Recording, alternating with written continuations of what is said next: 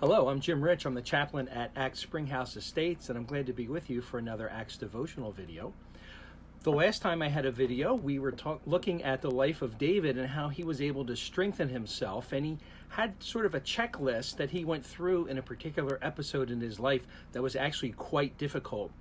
The text that we're talking about is from 1 Samuel chapter 30, and in that chapter, David had been on the run from Saul.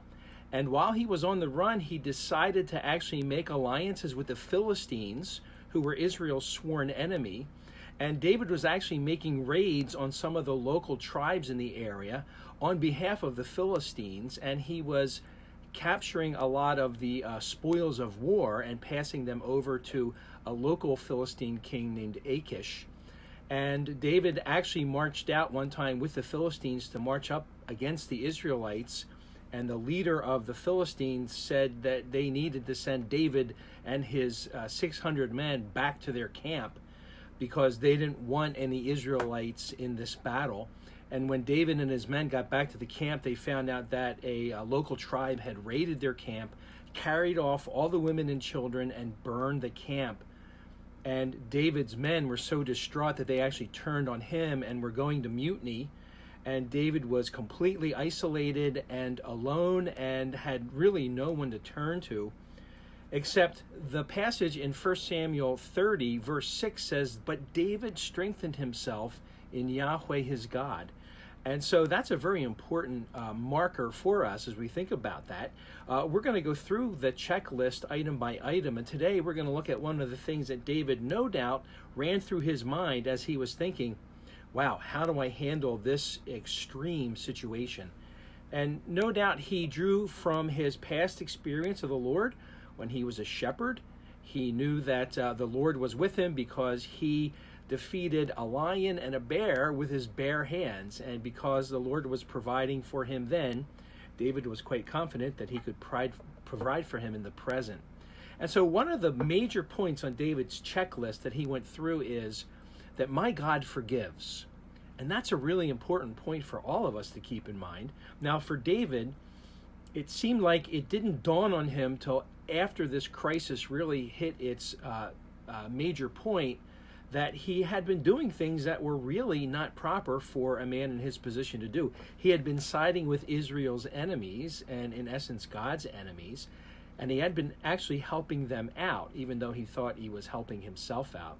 So he really realized that it was wrong for him to have worked for the Philistines or cooperate with them. And he must have felt his guilt very deeply because I'm sure as he surveyed the burning wreckage of his village, he realized that part of the reason why that scenario was unfolding in front of his eyes is because of some of the things that he had done and the sins that he had committed.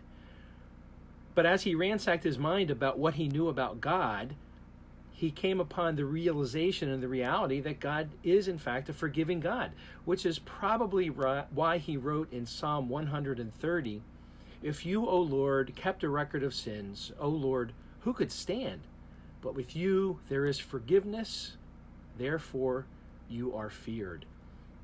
And so as David went through this checklist about where he stood with God and who God was and how God could help him in the middle of this current crisis, he really remembered that he had some relationship maintenance to take care of with God. And so he knew that God was a forgiving God. God was a righteous God. God is a holy God, but he's also a forgiving God. The writer J.I. Packer said that right-minded reverence for God is rooted in knowledge of God's mercy in remitting sins. It is God's glory to forgive the penitent. No sin is too great.